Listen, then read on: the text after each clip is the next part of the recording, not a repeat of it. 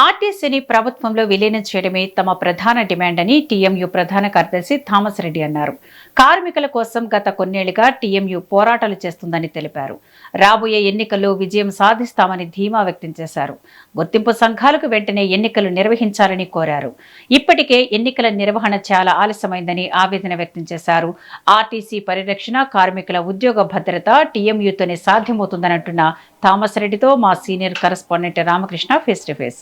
నిర్వహించేందుకు రాష్ట్ర ప్రభుత్వం సిద్ధపడుతుంది. ఆర్టీసీ కార్మికులు అయితే ముందు ఆర్టీసీని విలీనం చేయాలనేది వారు ప్రతిపాదన పెట్టారు. అయితే దానికంటే ముందు ఆర్టీసీ యూనియన్లకు సంబంధించి గుర్తింపు సంఘాలకు సంబంధించిన వాటి విషయంలో ఎన్నికలు నిర్వహించాలని ప్రభుత్వం ముందుకు వచ్చిన నేపథ్యంలో ఆ ఎన్నికల ప్రక్రియ ఏం జరుగుతుంది, ఎప్పుడు ఎన్నికలు జరిగేది అనే విషయాలు తెలుసుకునేందుకు తెలంగాణ మజ్దూర్ యూనియన్ ప్రధాన కార్యదర్శి మా థామస్ రెడ్డి మన మధ్య ఉన్నాడు. అడిగి తెలుసుకున్నాం. చెప్పండి సార్, రాష్ట్ర ప్రభుత్వం ఎన్నికలు ఆర్టీసీ కార్మికుల గుర్తింపు సంఘాలకు సంబంధించి ఎన్నికలు నిర్వహించాలంటూ ఎన్నికల ప్రక్రియ ఎన్ని రోజులు ఉంటే ఎట్లా జరుగుతుంది?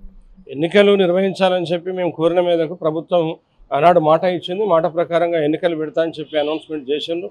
సునీతా గోపాల్ రెడ్డి గారిని వాళ్ళు లేబర్ కమిషనర్ కూడా నిర్ణయించడం జరిగింది. ఆ తర్వాత యాజమాన్యం కూడా మేము ఎన్నికలు వాళ్ళు అడిగితే మేము రెడీగా ఉన్నామని చెప్పి యాజమాన్యం మా ఎండి గారు వాళ్ళు కూడా చెప్పడం జరిగిన తర్వాత మధ్యలో మరి వాళ్ళు టైం ఎక్కువ తీసుకుంటా ఉన్నారు. వాస్తవంగా ఏంటంటే వారానికి ఒక మీటింగ్ 3 మీటింగ్లు పెట్టి కంప్లీట్ చేసి 1 మంత్లో ప్రక్రియ అంతా అయిపోవాల్సినటువంటి పరిస్థితి ఉంది. కానీ ఇప్పటికే 2 మంత్స్ అవుతూ ఉంది, కాలయాపన జరుగుతూ ఉంది. మరి మొన్న కూడా 2 మీటింగ్లు ఒకసారి పిలిచిండ్రు. అందరినీ ఆడిట్ రిపోర్ట్లు కానీ వాళ్ళ దానికి సంబంధించిన అన్ని పత్రాలన్నీ ఇవ్వడం జరిగింది. ఇచ్చిన తర్వాత మళ్ళీ ఒక డేట్ ఇచ్చి లాస్ట్ మంత్లో వాళ్ళు పిలిచిండ్రు. ఒరిజినల్స్ చూపెట్టండి అంటే అందరూ కూడా చూపెట్టడం జరిగింది. దాని మీద 3 వాళ్ళ కమిటీ వేయడం జరిగింది. అంటే commissioner, labour commissioner, deputy labour commissioner, ఇట్లా వాళ్ళతోటి 3 కమిటీ వేసి స్క్రూటినీ కమిటీగా పెట్టినారు. వాళ్ళు అది ఫైనల్ చేసి గుర్తులు అలాట్ చేసి ప్రక్రియ స్టార్ట్ చేయాల్సి ఉండే. కానీ ఎందువల్లనో లేట్ అవుతూ ఉన్నది. మేము యాజమాన్యాన్ని అడిగితే మాది ఏం లేదు, మా ఎండి గారు క్లియర్గా చెప్తా ఉన్నారు నాది ఏం లేదు అని చెప్పి. అక్కడ తాత్సారం జరుగుతుంది. ఎందుకనేది కొంచెం సందిగ్ధంగా మాకు కూడా అనిపిస్తూ ఉంది. రెండవది, అది అయిపోయి ఫైనల్గా గుర్తులు చెప్పిన తర్వాత మళ్ళొక మీటింగ్ పెట్టి విధి విధానాలు ఉండాలి.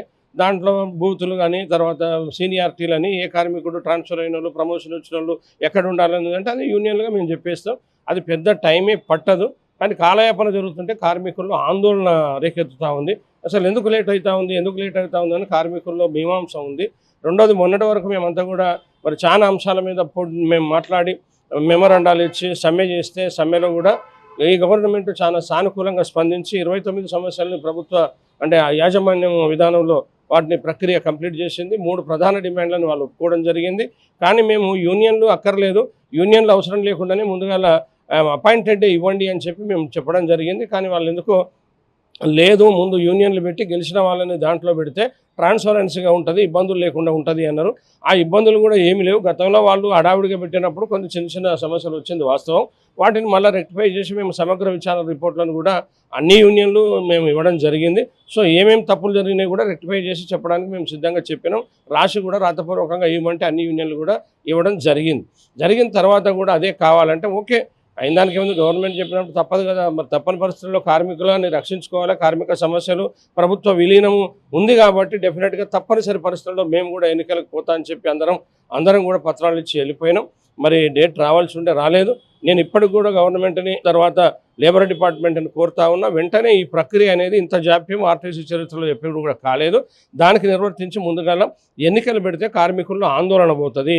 ఈ ఆందోళన ఉండడం కన్ఫ్యూజ్లో కొంతమందికి ఏంటంటే తెలిసి తెలియక గుర్తులు ఎవరికి వస్తాయి ఎవరికి రావనే దాని మీద ఉంటే కొంత టెస్ట్ చేస్తూ ఉన్నాయి. కొన్ని యూనియన్లు టెస్ట్ చేస్తూ ఉన్నాయి, కొన్ని ఏమో సంఘాలే లేని యూనియన్లు ముందుకు వస్తూ ఉన్నాయి.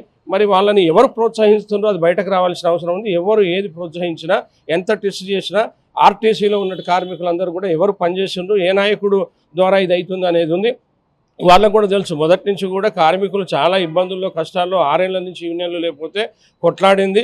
తెలంగాణ మజ్దూర్ యూనియన్ థామస్ రెడ్డిగా మేము మా కార్యవర్గం అంతా కూడా, మా అధిష్టానం అంతా కూడా, మేము మా అగ్రనాయకత్వం అంతా కూడా మేము 6 సంవత్సరాలుగా కార్మికులకు అండగా ఉన్నాం. కార్మికులకు సేవలు చేసినాం. కార్మిక సేవల్లో ఉండి తప్పని పరిస్థితుల్లో ఏంటంటే అసలు యూనియన్లు లేకపోతే కార్మికులకు ఇబ్బంది వస్తూ ఉంది. ఒక యూనియన్ తోటి అయ్యే పని కాదు, అందరం కలిసి పనిచేయాలని చెప్పి మేమే యోచించి మేమే మాట్లాడి ఎంప్లాయీస్ యూనియన్ని పిలిచి వాళ్ళకి చైర్మన్ ఇచ్చి మిగతా వాళ్ళని కూడా మేము హక్కున చేర్చుకొని దానికి ఒక పెద్దన్న పాత్ర పోషించి ఆర్టీసీ తెలంగాణ మధ్యలో పనిచేసినాం. మీ అందరికీ కూడా తెలుసు, మేము 3 రోజుల సమ్మె చేసినాం. సమ్మెను కూడా చాలా సానుకూలంగా ప్రభుత్వానికి అండగా ఉండి ప్రభుత్వానికి అనుకూలంగా మేము తెలంగాణ మజ్దూరునిగా వాళ్ళకి సాథ్ ఇచ్చినాం. ఆ విధంగా సమ్మెను కూడా మంచిగా లాంచ్ చేసినాం. రెండోది ఏంటంటే గవర్నమెంట్ మీద మాకు ఒక అపారమైన గౌరవం నమ్మకం ఉంది.